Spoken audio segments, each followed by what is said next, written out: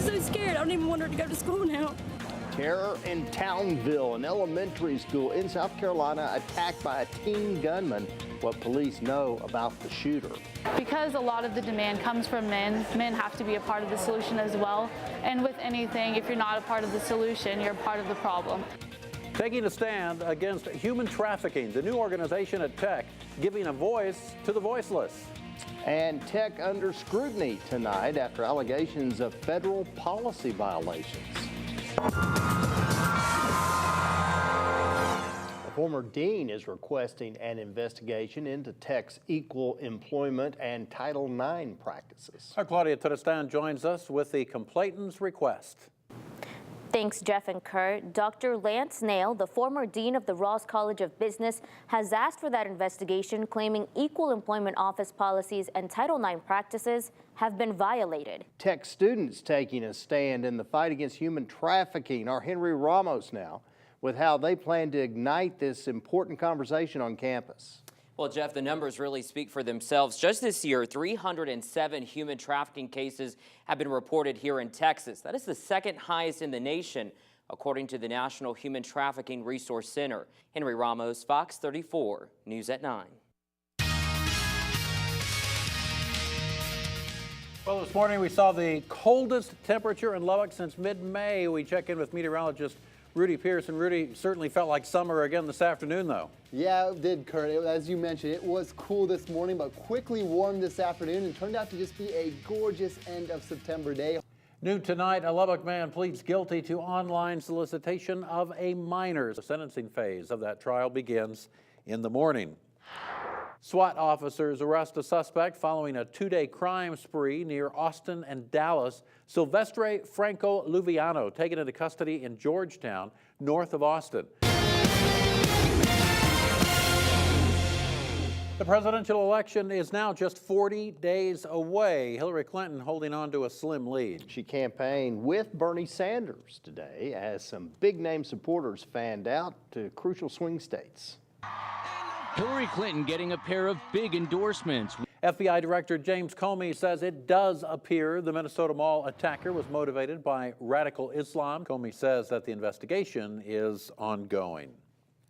Investigators believe they have identified the men linked to the New York and New Jersey explosive devices as tourists from a foreign country. 2 bombs exploded. 1 blast injured 29 victims. Police were able to track the men to a hotel in Manhattan. They are believed to have now left the U.S. The FBI is working with overseas partners to make contact with the suspects.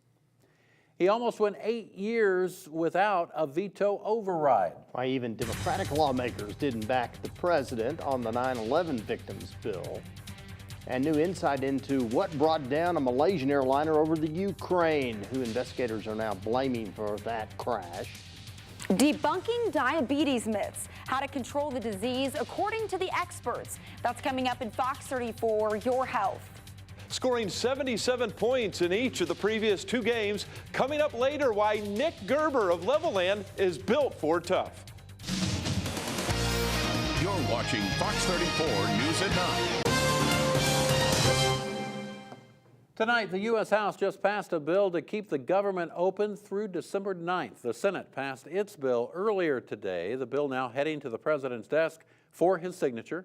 Meanwhile, Congress overwhelmingly voted to override a presidential veto earlier this afternoon. President Obama vetoed the bill that would allow the survivors of 9/11 victims to sue Saudi Arabia over its alleged involvement. As Fox's Doug McElway reports, it's the only time Congress has overruled the president ever. New legislation could cut U.S. funding to the Palestinian Authority if it continues to pay rewards for acts of terrorism. The Taylor Force Act is named after the 28-year-old Lubbock native who was attacked and killed by a Palestinian on March 8th while in Israel on a college trip. More details from an international group of investigators on the downing of a Malaysia airliner. Flight MH17 was shot down over eastern Ukraine a little more than 2 years ago. As Fox's Greg Palcott reports, those investigators now say they have solid evidence linking Russian-backed rebels to the tragedy. This is what was left of the Malaysia Airlines plane. A proposal to remember. How fans at Yankee Stadium saw a big error when he popped the big question. Your toddler's childcare now costing more than your teen's college. I'm David Asman with the Fox Business Network. More coming up. Disney just can't wait for a Lion King remake. The exciting details on the movie's re-imaging. You are watching Fox 34 News at 9 in high definition. The Circle of Life apparently applies to movies too. Disney confirms it is remaking The Lion King. Oh, I just can't wait to be king. I can't either. The studio can't wait to reimagine the 1994 movie in a similar way to The Jungle Book. That debuted earlier this year. Walt Disney Studios will be teaming up with director Jon Favreau, and the new Lion King will include music from the original. The Lion King, one of the highest grossing animated films of all time. It won Academy and Grammy Awards. The release date still to be determined. Until then, Hakuna Matata. Also feeling the love tonight, a couple at Yankee Stadium after a bit of a hiccup. The man got down on one knee and dropped the ring.